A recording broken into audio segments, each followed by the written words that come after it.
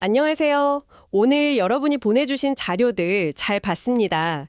이걸 토대로 요즘 금융보험 시장의 크고 작은 변화들 한번 속속들이 파헤쳐 보겠습니다. 네, 안녕하세요. 규제도 바뀌고 기술은 발전하고 또 경쟁은 치열해지고 복잡하죠. 네, 정신없죠? 그래서 이런 환경 속에서 우리 소비자들이 꼭 알아야 할 핵심 정보 그리고 그 이면의 의미까지 짚어보는 게 오늘 저희 목표입니다. 오늘 저희 분석이 좀 실질적인 도움이 되면 좋겠습니다. 네, 반갑습니다. 이게 변화 속도가 워낙 빨라서요. 자칫 중요한 걸 놓치기 쉽거든요. 오늘 자료들 속에서 정말 놓치면 안 될 핵심 내용들 딱 뽑아서 그 의미랑 영향 알기 쉽게 설명해 드릴게요.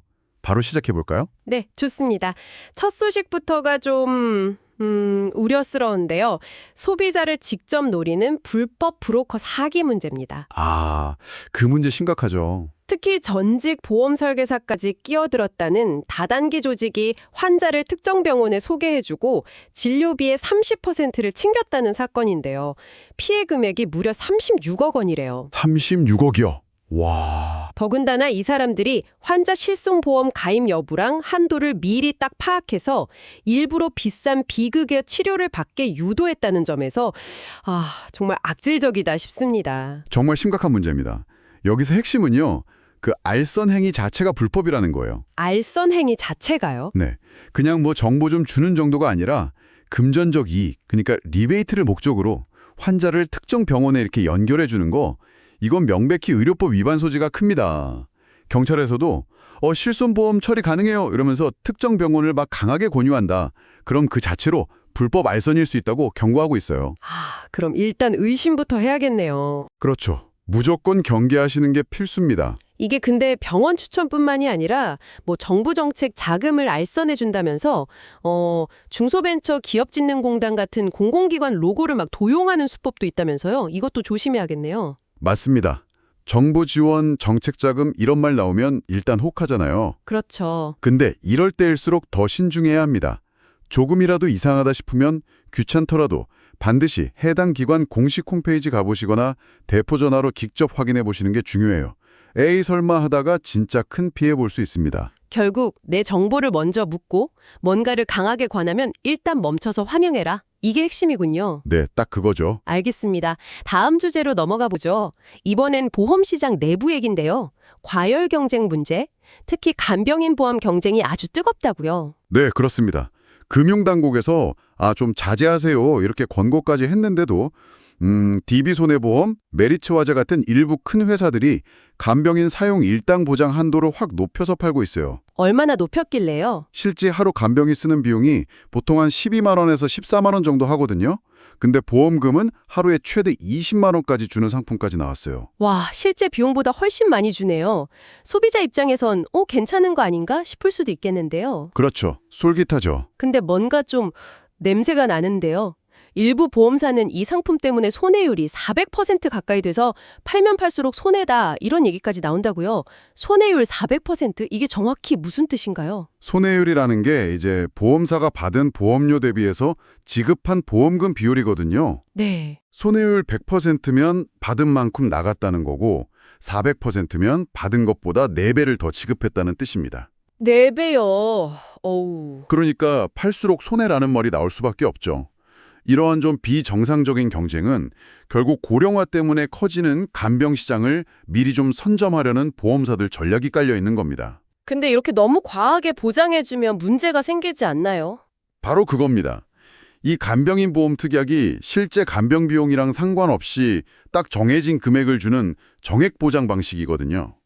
정액 보장. 네.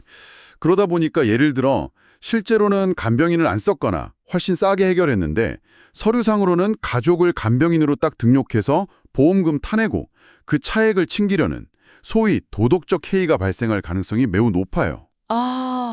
그럴 수 있겠네요. 네. 이런 식으로 보험금이 줄줄 새면 결국 보험사 재정도 안 좋아지고 길게 보면 전체 가입자 보험료 인상으로 이어질 수밖에 없어요. 그렇군요. 당장 보장금액 높다고 덥석 가입할 게 아니라 이런 과열 경쟁 이면의 문제점이나 시장의 장기적인 안정성까지 좀 보고 신중하게 판단해야 한다는 말씀이시네요. 맞습니다. 알겠습니다. 다음은 우리 실생활에서 자주 접하는 보험들, 운전자 보험이랑 치아 보험 얘긴데요. 이 두 가지도 꼼꼼한 비교가 필수라고요. 네, 맞습니다. 일단 운전자 보험부터 보면 많은 분들이 이걸 자동차 보험이랑 좀 헷갈려 하세요. 아, 저도 좀 헷갈려요. 근데 성격이 완전 달라요.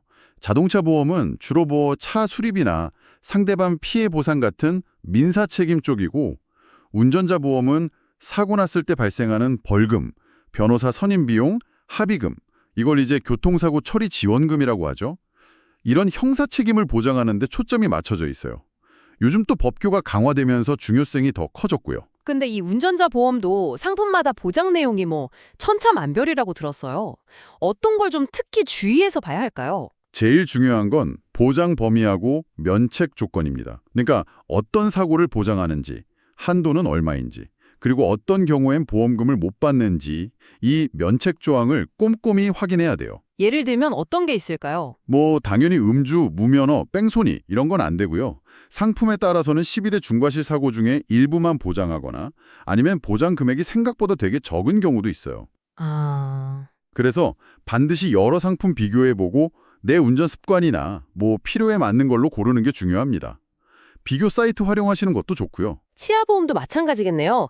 임플란트나 브릿지처럼 이거 돈 많이 드는 치료 때문에 관심들 많으신데 이것도 고르기가 좀 어렵죠? 네, 치아 보험은 특히 더 복잡하게 느끼실 수 있어요. 확인해야 할 핵심 포인트가 몇 개 있는데요. 첫째, 내가 필요한 고가 치료, 예를 들어 임플란트나 브릿지, 이걸 보장하는지, 횟수나 금액 한도는 괜찮은지.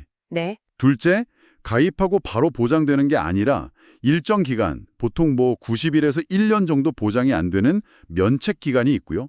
그 뒤에도 또 일정 기간, 1년이나 2년 동안 보험금의 50%만 주는 감액 기간이 있는지, 있다면 얼마나 긴지 확인해야 합니다. 아, 바로 다 못 받는군요. 그렇죠. 셋째, 치료비 중에 내가 내야 하는 자기부담금 비율은 얼마인지. 넷째, 보험료 안 오르는 비갱신형인지 아니면 주기적으로 오르는 갱신형인지 이것도 따져봐야 하고요. 이야, 진짜 따져볼 게 많네요. 결국 운전자 보험이든 치아 보험이든 나한테 꼭 필요한 보장이 뭐고 불리한 조건은 없나. 이걸 여러 각도에서 비교하고 확인하는 게 필수라는 거군요. 네, 맞습니다. 보험 비교 사이트 이거 잘 활용해야겠습니다. 이번에는 조금 더 미래지향적인 이야기로 가볼까요? 신약, 새로운 약에 대한 보험사들 반응이 흥미롭습니다. 알츠하이머 치료제 레켐비랑 비만 치료제 위고비 이 둘에 대한 태도가 완전 다르다고요? 네, 아주 흥미로운 대조를 보여주죠. 알츠하이머 신약 레켐비오 이거 연관 치료비가 3천만 원에서 5천만 원이나 해요. 엄청 비싸죠? 헉, 그렇게 비싸요? 네. 그럼에도 불구하고 이게 고령화 사회에서 알츠하이머 치료 필요성이 워낙 크고 명확하다 보니까 흥국화재, 한화손해보험, KB손해보험 이런 여러 보험사들이 경쟁적으로 최대 3천만 원까지 보장하는 상품들을 내놓고 있어요. 사회적 요구도 있고 시장성도 있다고 본 거죠. 반면에 요즘 엄청 핫한 비만 치료제 위고비는 왜 보험사들이 소극적인 거죠? 비만도 질병으로 보잖아요, 요즘. 좋은 질문이십니다. 위고비 효과는 분명한데 보험사들이 걱정하는 건 이거예요. 이게 과연 질병 치료 목적으로만 쓰일까 하는 거죠. 아, 미용 목적으로 남용될까 봐. 그렇죠. 그 가능성을 배제하기 어렵다는 겁니다. 만약에 미용 목적으로 막 쓰이면 보험금 지급액이 걷잡을 수 없이 늘어날 수 있잖아요. 그럼 바로 보험사 손해율 급증하고 재정 부담으로 이어지겠죠.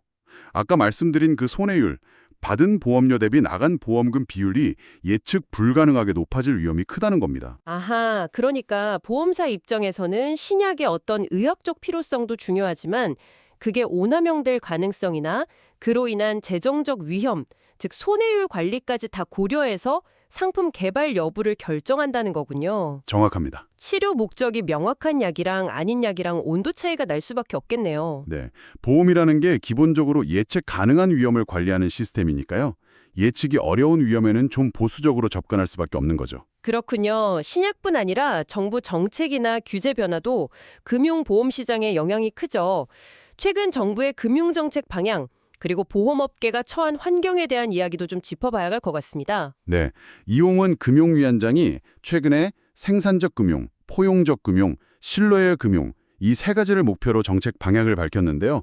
특히 저성장 극복을 위해서 150조 원 규모의 국민 성장 펀드를 만들어서 민간 투자를 이끌겠다는 계획이 눈에 띕니다. 150조 원이요? 네, 이 펀드의 첫 투자 분야로 AI랑 반도체를 딱 지목했다는 점도 주목할 만해요.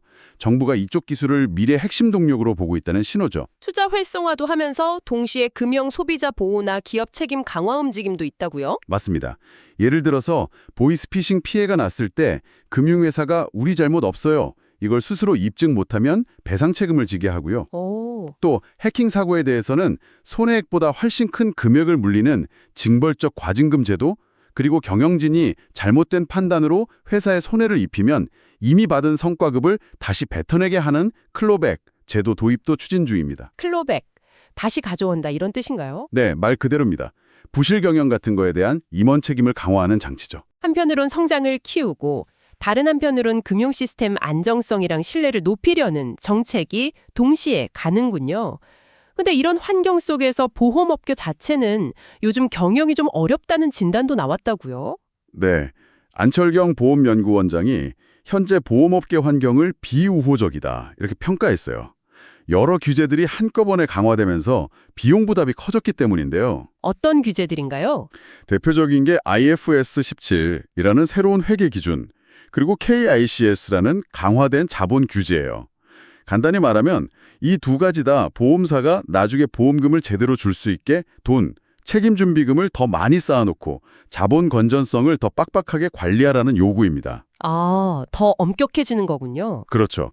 여기에 뭐 금융소비자보호법이다, ESG 경영 요구다 이런 것까지 더해지면서 보험사들 비용 관리가 아주 중요해졌다는 분석입니다. 예전처럼 막 덩치 키우기만 하긴 어려워지고 이제는 얼마나 비용이랑 리스크를 잘 관리하느냐가 생존이랑 직결된다 뭐 이런 의미로 들리네요. 정확히 보셨습니다. 그래서 앞으로 보험사 경영의 핵심은 리스크 관리, 자본 관리, 그리고 근본적으로 소비자와의 신뢰 회복, 이게 될 거라는 전망이에요. 또 이런 변화 속에서 효율성 높이고 새로운 먹거리를 찾으려면 AI 기술 활용이나 뭐 요양, 헬스케어 같은 신사업 진출이 중요해질 텐데 이걸 위해서는 좀 불필요한 규제는 풀어줄 필요가 있다. 이런 제언도 덧붙였고요. 마침 AI 얘기가 나왔네요. 요즘 뭐 AI가 금융, 보험뿐 아니라 거의 모든 산업에 화두인데요. 이 AI 시대를 살아갈 우리에게 필요한 역량은 뭘까요? 켄타우루스형 인재라는 말이 있던데요. 재밌더라고요. 네, 트렌드 코리아 2026에서 나온 키워드인데 이게 그냥 AI한테 대체될 거야 이런 막연한 불안감을 넘어서 그럼 AI랑 어떻게 같이 일할 거냐 이 방향을 제시하는 거죠. 그리스 신화에 나오는 반은 사람, 반은 말인 켄타우로스처럼요. AI의 강력한 분석 능력, 처리 능력 이게 이제 말의 몸이고요. 여기에 인간 고유의 비판적 사고, 창의성, 윤리적 판단 능력, 즉 사람의 상체를 결합해야 한다는 의미입니다. 아, 인간과 AI의 결합. 네. 그러니까 인간이 AI 시스템 운영 과정에 적극적으로 개입하고 통제하는 휴먼 인 더 루프 모델을 강조하는 겁니다. AI가 뭐든 다 잘하는 만능은 아니라는 걸 기억해야 한다는 거군요. 그렇습니다. AI한테는 치명적인 약점이 있어요. 바로 환각. 환각이요? 네, 그럴듯해 보이는데 사실은 거짓인 정보를 막 만들어내는 문제죠. 실제로 하버드 경영대학원 연구 보니까 AI를 그냥 맹목적으로 믿고 의존하면 오히려 생산성이 19%나 떨어졌대요. 진짜요? 오. 반면에 성공적인 협업 사례도 있는데요. 인도의 한 보험 플랫폼에서는 AI가 49개 보험사의 그 방대한 상품 정보를 순식간에 쫙 분석해주면 인간 설계사가 그 결과를 보고 고객의 복잡한 상황이나 니즈를 파악해서 최적의 상품을 추천하고 최종 조언을 해주는 방식으로 운영된대요. 오, 그거 흥미로운데요. AI가 분석한 데이터를 인간이 다시 비판적으로 보고 최종 결정을 내리는 역할이 중요하다. 바로 그거죠. 이건 뭐 보험 상품 고를 때뿐 아니라 그냥 일상에서 정보 활용할 때도 마찬가지일 것 같아요. 맞습니다. AI 시대의 인간의 역할은 AI한테 제대로 된 질문을 던지고 목표를 설정하고 AI가 내놓은 결과물에 오류가 있을 수 있다는 걸 인지하고 비판적으로 검토해서 걸러내고 최종적인 판단과 의미 부여를 하는 데 있습니다. AI는 강력한 조력자이지 주인이 돼서는 안 되죠. 이런 AI 활용이랑 관련해서 신한라이프에서 재미있는 내부 캠페인을 했다는 소식도 있던데요. 네, 보험 설계사 FC들을 대상으로 완전 판매 AI 송 컨테스트를 열었다고 합니다. AI 송 콘테스트요. 노래, 네, 완전 판매나 설명 의무처럼 좀 딱딱하고 형식적으로 느껴질 수 있는 그런 규정 준수 사항들을 주제로요. 설계사들이 직접 가사를 쓰고 AI 기술로 노래를 만드는 방식이에요. 100명이 넘게 참여해서 186개 작품이나 나왔다고 하니까 반응이 꽤 좋았던 모양입니다. 딱딱한 규정을 노래로 만들다니, 신선한데요. 어떤 효과를 기대한 걸까요? 아무래도 뭐 규정 준수나 윤리 경영 같은 중요한 가치를 그냥 일방적으로 교육하는 것보다 구성원들이 직접 참여하고 좀 즐기는 과정을 통해서 자연스럽게 내재화시키려는 의도로 보입니다. 아, 재밌게 배우는 거군요. 그렇죠. 또 이렇게 만들어진 결과물, 노래는 나중에 뭐 신입 교육이나 사내 캠페인에도 쓸 수 있으니 일석이조 효과도 고린 거고요. AI 기술을 활용해서 좀 창의적으로 조직 문화를 개선하려는 시도라는 점에서 의미가 있습니다. 아까 이야기한 보험업계의 신뢰 회복 노력하고도 연결되는 지점이라고 볼 수 있겠고요. 오늘 이야기 쭉 들어보니까 AI가 계속 등장하네요. 정부의 국민성장펀드 투자처로도 지목됐고, 보험업계 효율성 높이고 비용 관리하는 데도 쓰이고, 미래 인재상에도 나오고, 심지어 내부 캠페인까지. AI가 정말 금융보험 산업의 핵심 키워드가 된 것 같습니다. 네, 그렇습니다. 정부 정책 방향이나 실제 산업 현장 움직임이나 모두 AI 중요성을 강조하고 있죠. 앞으로 AI는 뭐 보험 상품 개발 단계부터 시작해서 고객 맞춤형 서비스 제공, 보험금 지급 심사, 이걸 손해사정이라고 하죠. 네. 그리고 내부 업무 자동화에 이르기까지 산업 전반에 걸쳐서 더욱 깊숙이 활용될 겁니다. 이건 곧 우리가 경험하는 금융, 보험 서비스의 모습 자체를 바꿔놓을 가능성이 크다는 거죠. 자, 오늘 정말 많은 이야기를 나눴습니다. 불법 브로커 사기처럼 우리를 직접 위협하는 문제부터 간병인 보험 과열 경쟁이나 복잡한 운전자 치아 보험처럼 현명한 선택이 중요한 이슈들, 그리고 신약이나 AI 같은 새로운 기술이 가져올 미래 변화까지 짚어봤는데요. 그래서 이 모든 정보의 흐름 속에서 우리가 딱 붙잡아야 할 핵심은 뭘까요? 결국 두 가지인 것 같습니다. 첫째는 비판적인 정보 습득 능력이에요. 오늘 다룬 내용들처럼 달콤한 제안 속에는 위험이 숨어 있을 수 있고 복잡한 상품 정보 속에서는 나한테 불리한 조건을 찾아내야 하잖아요. 네, 그렇죠. 정부 정책이나 시장 트렌드 역시 그 이면의 의미를 파악하는 게 중요하고요. 둘째는 변화에 대한 적응력입니다. 신기술은 계속 나올 거고 시장 환경이나 규제도 계속 변할 거예요. 이런 변화를 그냥 위협으로만 볼 게 아니라 새로운 기회로 활용할 수 있도록 꾸준히 관심을 갖고 배우는 자세가 필요합니다. 좋은 말씀 감사합니다. 비판적으로 정보를 대하고 변화에 적응하는 능력. 이게 정말 빠르게 변하는 시대를 살아가는 우리에게 꼭 필요한 역량이겠군요. 마지막으로 청취자 여러분께 이런 질문 한번 던져보고 싶습니다. AI가 수많은 금융상품과 보험 정보를 순식간에 비교 분석해주는 시대가 오고 있습니다. 아니, 어쩌면 이미 와 있는지도 모르겠어요. 여러분은 자신에게 맞는 최적의 상품을 찾기 위해 이런 기술을 어떻게 활용하고 계신가요? 그리고 아까 그 인도의 보험 설계사 사례처럼 AI의 분석을 참고는 하되 최종적인 판단과 결정을 내리는 인간으로서의 역할은 어떻게 지켜나가실 건가요? 이 질문에 대해 잠시 생각해 보시는 것도 의미 있는 시간이 될 것 같습니다.